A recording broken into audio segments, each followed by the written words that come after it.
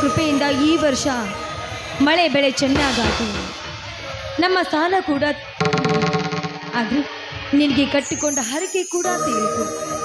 ಈ ವರ್ಷ ಹೊಸದಾಗಿ 2 ಎತ್ತುಗಳನ್ನ ತರ್ತೀನಿ ಅಂತ ಹೋದೋ ನನ್ನ ಪತಿದೇವರು ಇಷ್ಟೊತ್ತಾದರೂ ಬರಲೇ ಇಲ್ವಲ್ಲ.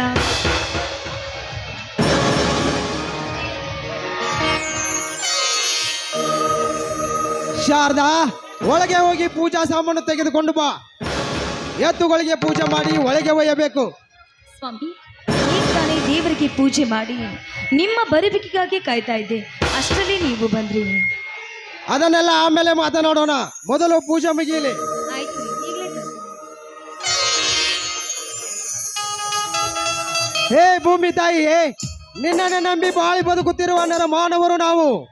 ನಿನ್ನ ಫಲದಿಂದ ಎತ್ತುಗಳನ್ನು ತೆಗೆದುಕೊಂಡೆ.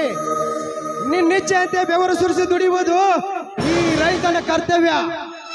ಫಲವನ್ನು ನೀಡುವುದು ನಿನ್ನ ಕರ್ತವ್ಯ. ಶಾರದಾ, ಬೇಗ ಪೂಜೆ ಮುಗಿಸು. ಎತ್ತುಗಳನ್ನು ಕಟ್ಟು ಬರುವೆ. ಹಾಗೆ ಈ ಬಾರ್ಕೋಲು ಒಳಗೆ ಹಾಕು. ಶಾರದಾ, ನಿನ್ನ ಮನಸ್ಸಿಗೆ ಆನಂದವಾಯಿತೆ?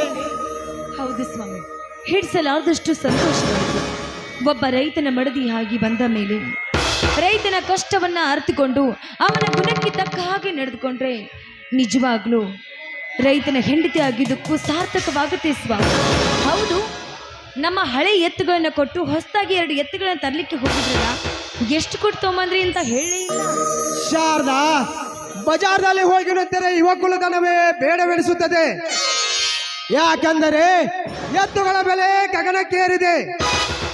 42,000 ಕೊಟ್ಟು ತಂದಿದ್ದೇನೆ. ಹೇಗೋ ದಲ್ಲಾಳಿಗಳ ಕೈಯಲ್ಲಿ ಸಿಗಲಿಲ್ಲ, ಅದೇ ಪುಣ್ಯ. ಸಾಮಾನ್ಯ ಜನರು ಇನ್ನು ಮೇಲೆ ದನಗಳನ್ನು ಕಟ್ಟುವುದು ಕನಸಿನ ಮಾತು ಶಾರದಾ, ಕನಸಿನ ಮಾತು. ಹೌದು ಸ್ವಾಮಿ, ನೀವು ಕೇಳುವ ಮಾತು ನಿಜವಿದೆ. ಸರ್ಕಾರದವರು ಗೋ ಹತ್ಯೆ ಮಹಾಪಾಪ ಅಂತ ಹೇಳಿದ್ರು ಕೂಡ, ಆದರೆ ಇಂದಿನ ಕಾಲದಲ್ಲಿ ಕಟುಕರ ಪಾಲಾಗಿ ಆಹಾರವಾಗಿ ಹೋಗ್ತಾ ಇದೆ ಅಂದಾಗ ಒಬ್ಬ ರೈತನ ಮನೆಯಲ್ಲಿ 8-10 ಎತ್ತುಗಳು ಇರುವುದು ಸಹಜ. ಆದರೆ ಈಗ 1 ಎತ್ತು ಮಾತ್ರ ಇರುವ ಪರಿಸ್ಥಿತಿ ಬಂದಿದೆ ಸ್ವಾಮಿ. ಶಾರದಾ, ನೀನಿಷ್ಟು ಜಾಣೆ ಅಂತ ನನಗೆ ಗೊತ್ತೇ ಇರಲಿಲ್ಲ. ನಡೆಯುತ್ತಾ ದಣಿದು ಬಂದಿದ್ದೇನೆ. ಸವಿಗಾನದ ರುಚಿ ಉಣಿಸಬಾರದೆ? ನಿಮಗೆ ಹೊಟ್ಟೆ ಹಸಿವಾಗಿದ್ರೆ ಒಳಗಡೆ ನಡೆಯಿರಿ, ಊಟಕ್ಕೆ ಬಡಿಸ್ತೀನಿ. ನಿಮ್ಮ ತಂಗಿ ಗೀತಾ ಕಾಲೇಜ್ಗೆ ಹೋಗಿ ಬರುವ ಸಮಯವಾಯಿತು. ಅವಳೆನ್ನು ಬರೋದು 1 ಗಂಟೆ. ಅಷ್ಟರಲ್ಲಿ ಈ ನಿನ್ನ ತುಟಿಯ ನಗುವಿನಿಂದ ಸುರಿಸೊಂದು ಗಾನ. ಆಯ್ತು ರೀ, ನಿಮ್ಮ ಇಷ್ಟದಂತೆ ಆಗಲಿ.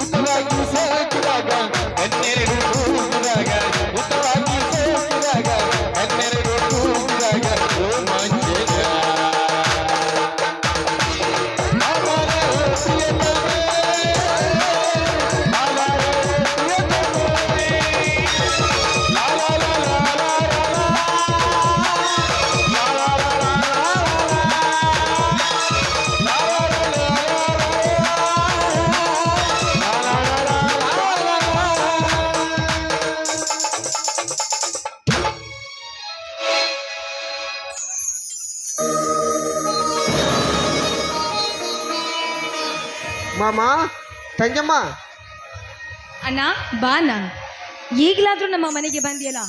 ಈಗಿನ ಮುಖ ನೋಡಿ ಎಷ್ಟು ದಿನ ಆಗಿತ್ತು ಏನು. ಶಾರದಾ, ಅವನಿಗೇಗೆ ಹಾಗೆ ಅನ್ನುವೆ?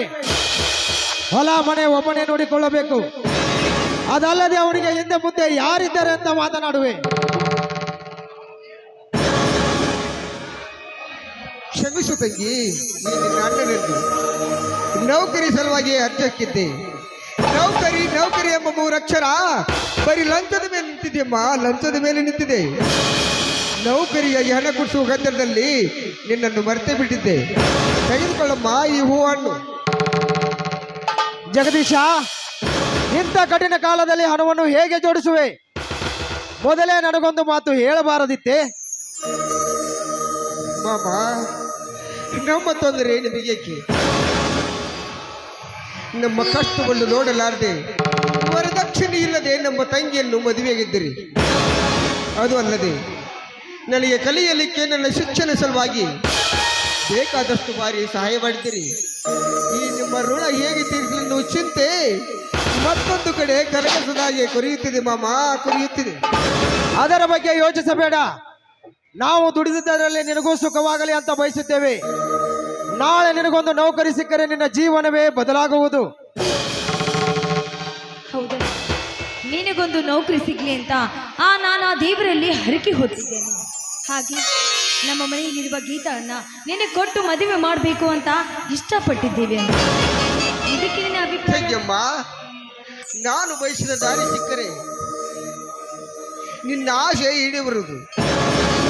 ಅಲ್ಲಿವರೆಗೆ ನೀನು ತಂಗಿಯಮ್ಮ ಯಾವ ಸಂಬಂಧವನ್ನು ಕಲ್ಪಿಸಬೇಡ. ನಿನ್ನ ಹಣೆ ಬರದಲ್ಲಿ ಬರೆದಿದ್ರೆ ಅವಳೇ, ನೀನು ಹೇಳುವುದೇನು ಎಲ್ಲವೂ ತಾನಾಗಿಯೇ ಮುಗಿಯುತ್ತದೆ.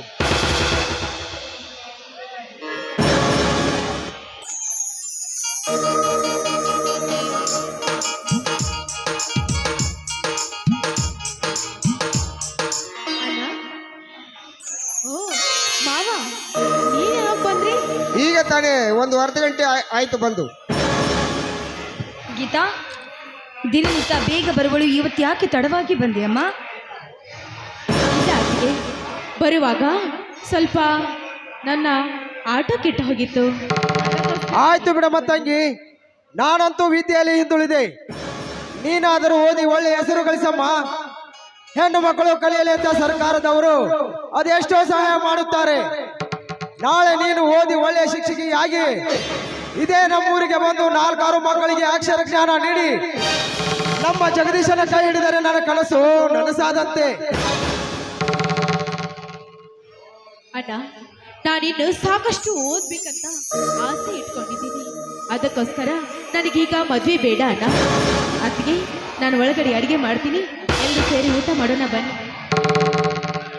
ಶಾರದಾ, ಜಗದೀಶನನ್ನು ಕರೆದುಕೊಂಡು ಪೇಟೆಗೆ ಹೋಗಿ ಬರುವಷ್ಟರಲ್ಲಿ ಅಡುಗೆ ಸಿದ್ಧ ಮಾಡು. ಬಾ ಜಗದೀಶ್. ಮಾಮ, ಇದೇ ಸಂತೋಷ ಸಮಯದಲ್ಲಿ ಒಂದು ಇಂಪಾದ ಗೀತೆಯನ್ನು ಹಾಡಿ ಜನರ ಮನೆ ತರಿಸೋಣ.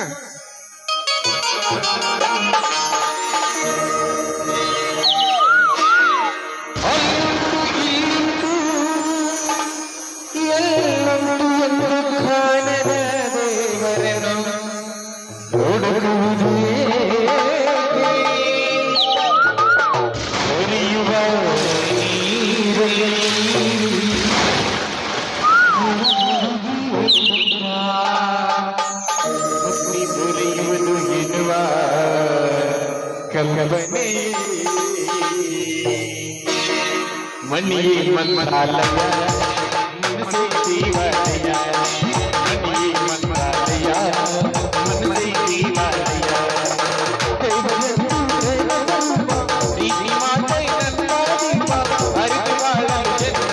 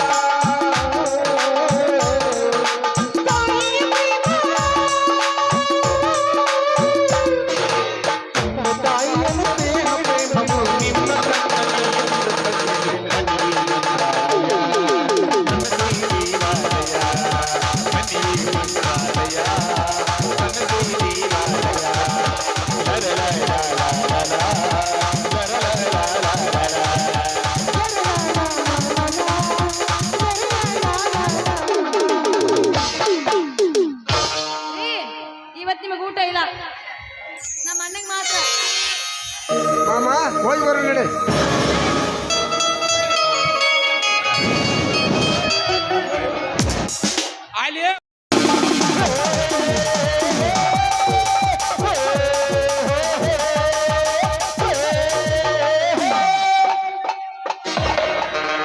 ಆನೆ ಬಂತುಂದಾನೆ ಬಿಜಾಪುರದಾನೆ ಇಲ್ಲಿ ಯಾಕೆ ಬಂದ?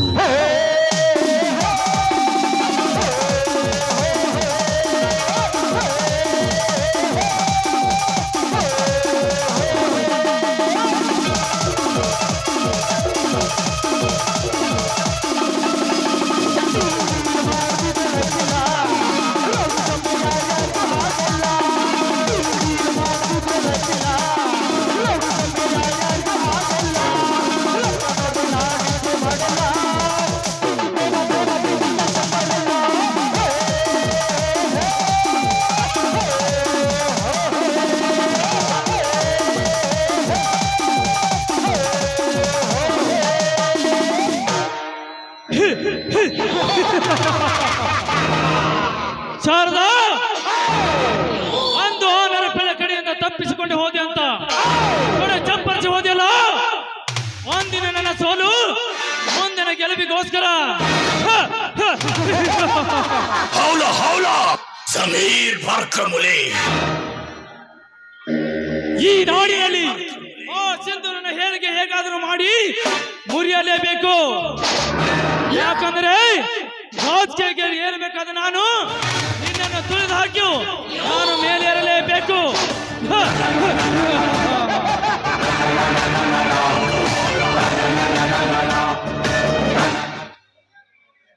ಏನು ಅರಿಯದ ಎಲ್ಲರ ಬಾಯಲ್ಲಿ ಹೊಗಳಿಸೋದಕ್ಕಿಂತ ಮುಂಚೆ ನನ್ನ ಮೋಸದ ಮಂಚದಲ್ಲಿ ಮಲಗಿಸಿ ನಾನೇ ಕಿತ್ತು ಹಚ್ಚಿದರೆ ಆಯ್ತು.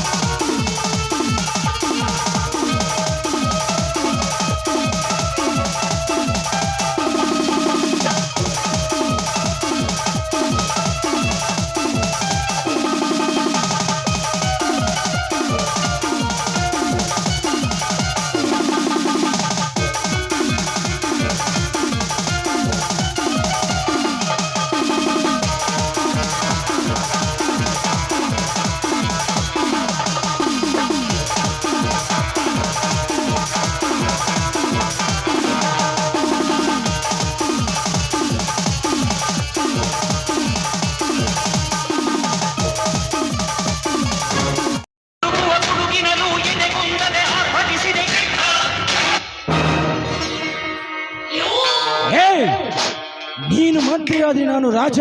ಹಾ, ರಾಜ.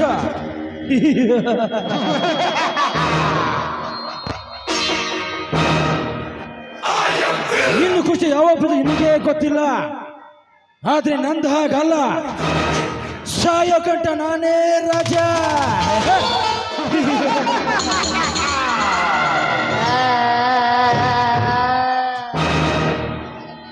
ನೀನು ಕಿಚ್ಚು ಹಚ್ಚುವುದು ಸತ್ಯವಂತರಿ ಏನು ಅರಿಯದ ಅಮಾಯಕರಿಗೆ ಅಂತ ನನಗೆ ಚೆನ್ನಾಗಿ ಗೊತ್ತು. ಅಲೇ ಬೆಟ್ಟಪ್ಪ, ಈ ಮನೆ ತುಂಬ ಬೆಟ್ಟ ದೊಡ್ಡ ಲಾಲಾಸೆ ಅಡಗಿದೆ ಅಂತ ನನಗೆ ಚೆನ್ನಾಗಿ ಗೊತ್ತು. ಈ ನಿನ್ನ ಮಂತ್ರಿಗೆ ಮಾವಿನಕಾಯಿ ಉದುರೋದಿಲ್ಲವೋ, ಈ ನಿನ್ನ ತಂತ್ರಗಳಿಗೆ ಯಾವನು ಬೀಳೋದಿಲ್ಲ.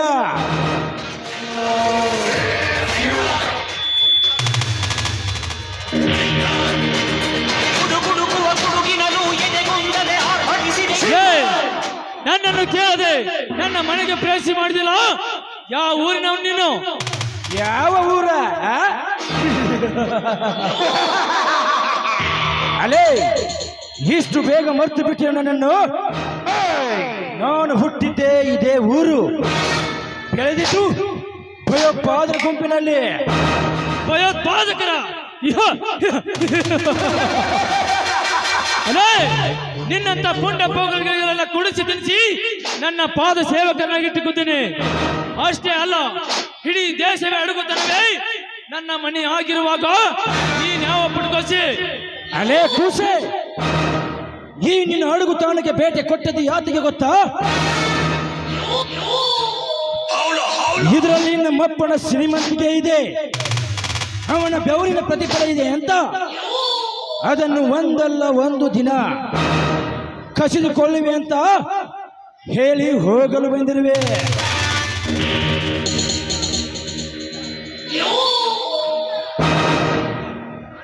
ಅಂದರೆ ನೀನು ಆ ನರಸಿಂಹ ನಾಯಕನ ಮಗ ನರಹರಿ ಅಂತ, ಅವನ ವಂಶವನ್ನು ನಿರ್ವಂಶ ಮಾಡಿದೆ ಅಂತ ತಿಳಿದು ಹೋಳಿ ಹಬ್ಬ ಮಾಡಿದ ಮಗನೇ. ಇನ್ನು ಮುಂದೆ ಕಾಗಿ ಮಗನಿಗೆ ಮಾರಿ ಹಬ್ಬ. ಏನು? ಆ ನರಸಿಂಹನ ನಾಯಕನ ಮಗ ನೀನ? ಅಲೇ, ಅಂದ ಎಲ್ಲರನ್ನು ಕೊಂದು ಹಾಕಿದೆ. ನೀನು ಹೇಗೆ ಉಳಿದೆ? ಇಷ್ಟು ದಿನ ನೀನು ಎಲ್ಲಿ ಇದ್ದೆ? ಆಹಾ, ಅದೆಲ್ಲ ನಿನಗೆ ಬೇಕಾಗೂ ಇಲ್ಲ, ಹೇಳುವುದಕ್ಕೆ ನಿನಗೆ ಮನಸ್ಸು ಇಲ್ಲ. ಮಾತಿಗಿಂತ ಕತಿ ಮೇಲೆ ಎನ್ನುವ ಹಾಗೆ ಇನ್ನು ನಿನ್ನ ಜೀವನದ ಹೊಸ ಇತಿಹಾಸವನ್ನು ಬರಿದು ತೂಗು ಮುಂಚಿದ ಮೇಲೆ ತೂಗಾಡುವ ನಿನ್ನನ್ನು ಭೇಟಿ ಆಡಿಕೊಳ್ಳುವೆ.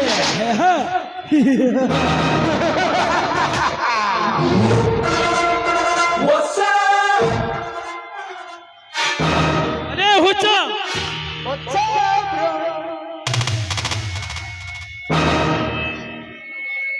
ಈ ಕೊಲೆ ಸುಲಿಗೆ ನನಗೇನು ಹೊಸದಲ್ಲ. ನನ್ನ ಕಣ್ಣಿನಿಂದ ತಪ್ಪಿಸಿಕೊಂಡು ಇಷ್ಟು ದಿನ ನಿನ್ನ ಬದುಕಿದ್ದು ನಿನ್ನ ಪೂರ್ವ ಜನ್ಮದ ಪುಣ್ಯ.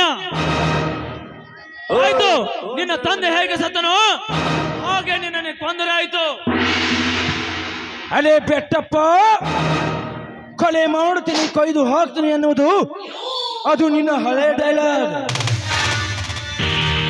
ದಂಡಪಾಳದಲ್ಲಿ ದಂಡ ನಾಯಕನಾಗಿ ನಿನ್ನಂತ ಕಮೆಂಗಳಿಗೆ ಮಧ್ಯಾಹ್ನ ಉರಿಬಿಸಿಲಿನಲ್ಲಿ ರಕ್ತದ ಹೋಕಲಿ ಆಡಿ ಬೆಂಗಳೂರು ನಗರದಲ್ಲಿ ಬೆಂಕಿ ಚಂದಾಗಿ ಬಂದಿದ್ದೇನೆ. ಅಲೇ, ನಾನಾಡುವುದು ಒಂದೇ ಮಾತು, ಇಂದಿನಿಂದ ಈ ನಗರದಲ್ಲಿ ನನ್ನದೇ ಸಾಮ್ರಾಜ್ಯ.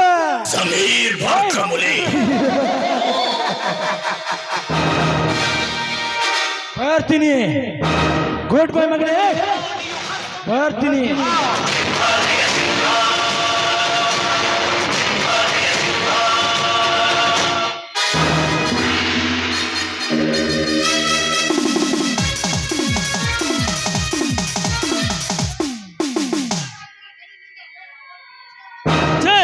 ಅವತ್ತು ಮಾತು ನನ್ನ ಕಣ್ಣಿನಿಂದ ಹೇಗೆ ತಪ್ಪಿಸಿಕೊಂಡ? ಇಷ್ಟು ದಿನ ಇವರ ಸುಳ್ಳೆ ಇಲ್ಲದ ಹಾಗೆ ದಿಢೀರ್ ಅಂತ ಎದ್ದು ಬರ್ಬೇಕಾದ್ರೆ ಇದರಲ್ಲಿ ಏನೋ ತಂತ್ರ ಇರ್ಬೋದು. ಕಾಶಿ, ಹೇ ಕಾಶಿ,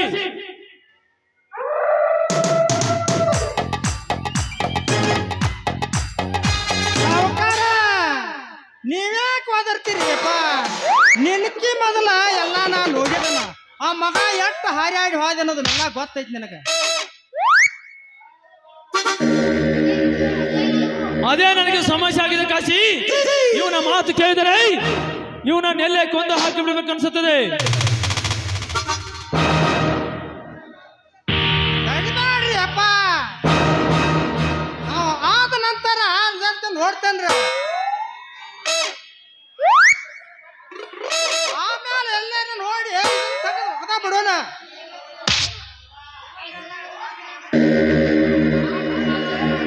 ಆ ಮಗ ನರ ಕೇಳ್ತಾನಂತ ಬಂದಾನಲ್ರಿ.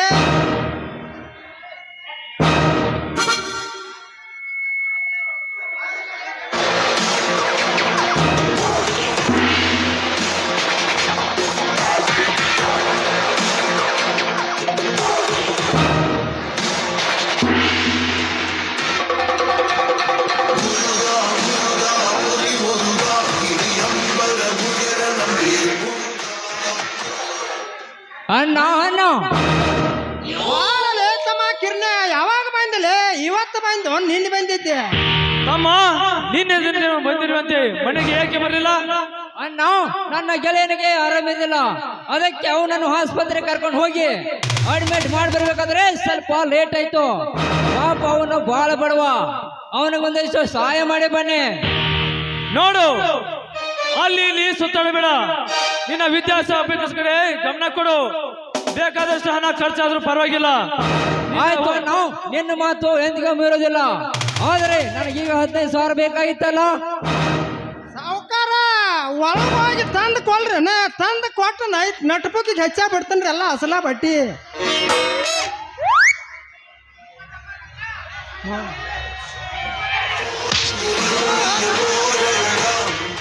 ಮತ್ತೇನು ಮಾಡುವಂತ ಕಾಶಿ?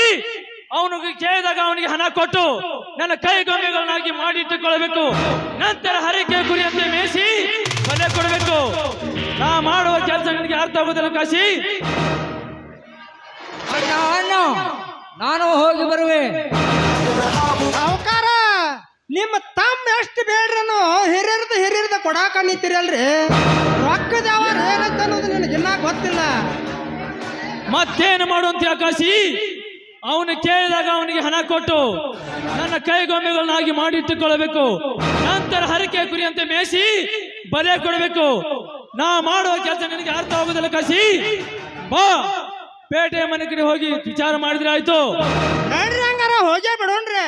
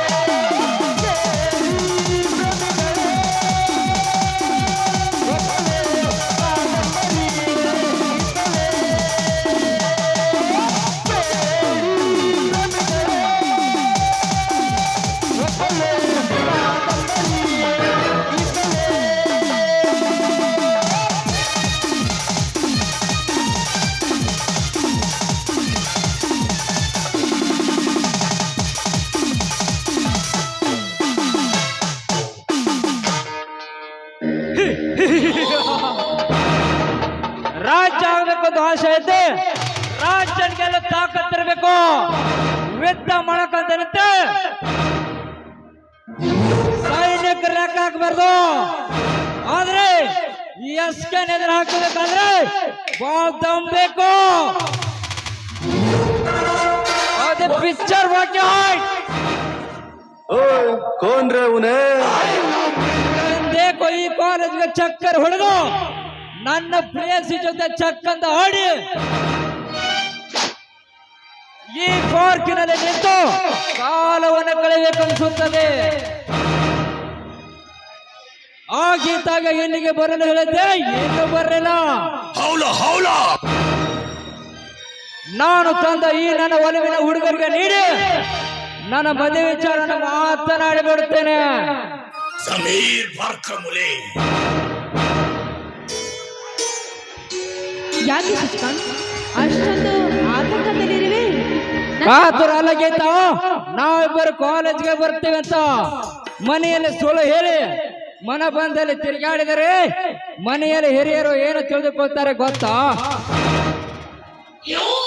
ನೀವೇನು ಸರಳವಾಗಿ ಹೇಳಿಬಿಟ್ರಿ, ಆದ್ರೆ ನಮ್ಮ ಮನೆಯಲ್ಲಿ ಹೋಗಬೇಕಲ್ಲ. ಮೇಲಾಗಿ ನೀವು ಶ್ರೀಮಂತರು, 2 ಕುಟುಂಬ ಹೇಗೊಪ್ಪುತ್ತೋ, ನಮ್ಮ ಮದುವೆ ಹೇಗಾಗುತ್ತೋ ಅಂತ ನನಗೆ ಆತಂಕನೇ ಹೆಚ್ಚಾಗಿದೆ. ಅದಕ್ಕೆ ಏಕೆ ಚಿಂತಿಸಬೇಕೀತ? ನಾನು ಏನು ಕೇಳಿದ್ರು ನಮ್ಮನ್ನ ಇಲ್ಲ ಅನ್ನೋದಿಲ್ಲ.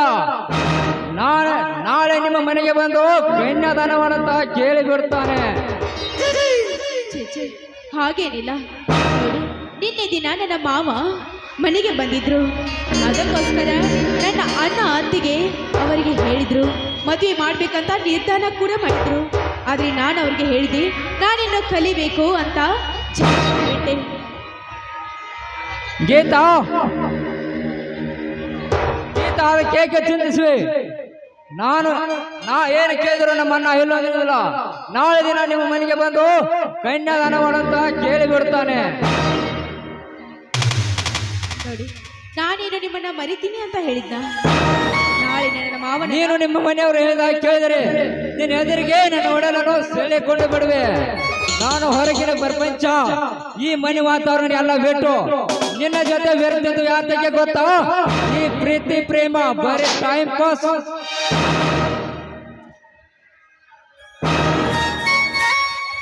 ನೋಡಿ, ನೀವು ತೋರಿಸಿದ್ರೆ ಮಾತ್ರ ಗೊತ್ತಾಗೋದು. ಎಲ್ಲಿ ತೋರಿಸಿ?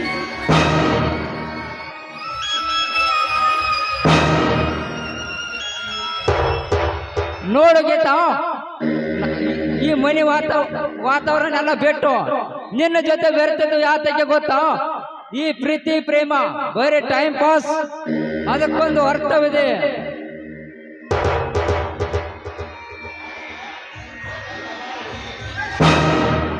ನೋಡಿ ಶಶಿಕಾಂತ್, ಇಂಥ ಬೆಲೆ ಬಾಳುವ ಸರ ಎಲ್ಲಿ ಬಂತ ಅಂತ ಕೇಳಿದ್ರೆ ನಾನು ಏನು ಹೇಳಿ ಮನೆಯಲ್ಲಿ?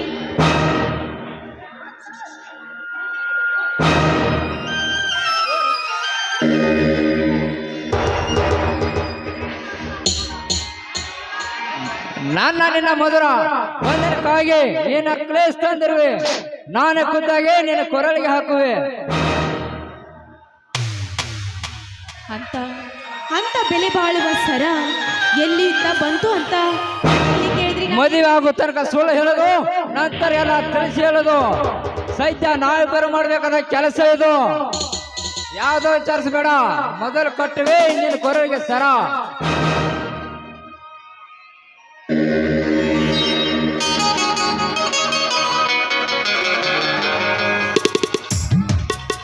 ಆಗೀತಾ, ಇಂಥ ಸುಂದರ ತಾಣದಲ್ಲಿ ನಿನಗೇನು ಅನ್ಸುತ್ತಿಲ್ಲವೇ? ನೋಡು, ಒಂದು ಇಂಪಾದ ಗೀತೆಯನ್ನು ಹಾಡಿಬಿಡು. ಆಯ್ತು, ಹಾಗಾದ್ರೆ ನೀನು ಬಾ ನನ್ನೊಂದಿಗೆ ಹಾಡಲು. ಜೀವನವರೆಗೆ ನಿನ್ನ ಪ್ರೀತಿ ಮಾಡ್ತೀನಿ ಚಿನ್ನ, ನನ್ನ ಹೃದಯದ ಗುಡಿಯ ದೇವತೆ ಹೆಂಗೆ ಪೂಜೆ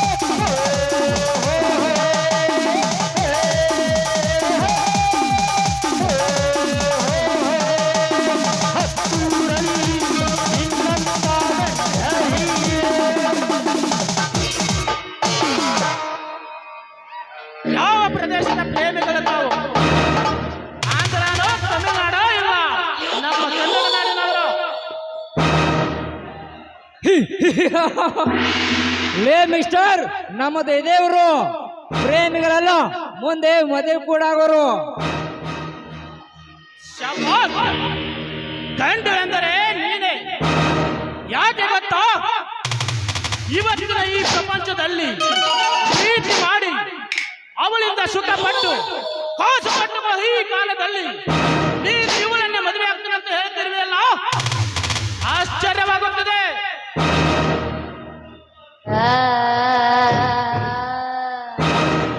ಲೇ, ನಿಮ್ಮಿಬ್ಬರ ನಡುವೆ ಬೆಟ್ಟದಷ್ಟು ಸಮಸ್ಯೆಗಳಿವೆ. ನೀವಿಬ್ಬರು ಮದುವೆ ಆಗೋದು ಕನಸಿನ ಮಾತು. ನೀನು ಹೇಳು ಮಾತು ಕೇಳಿದರೆ ನೀನು ಯಾರಾದರೂ ಪ್ರೀತಿಸಿ ಮೋಸವಿದೆ ಕಾಣುತ್ತದೆ. ನೋಡು, ನಮಗೆ ಯಾವ ಸಮಸ್ಯೆನೂ ಇಲ್ಲ. ಏನಾದ್ರು ಅಂತ ಪರಿಸ್ಥಿತಿ ಎದುರು ಬಂದರೆ ಕಾನೂನಿದೆ, ನಾವು ಎಲ್ಲದಕ್ಕೂ ಸೇತ ಬಾಗಿತಾ ಹೋಗೋಣ.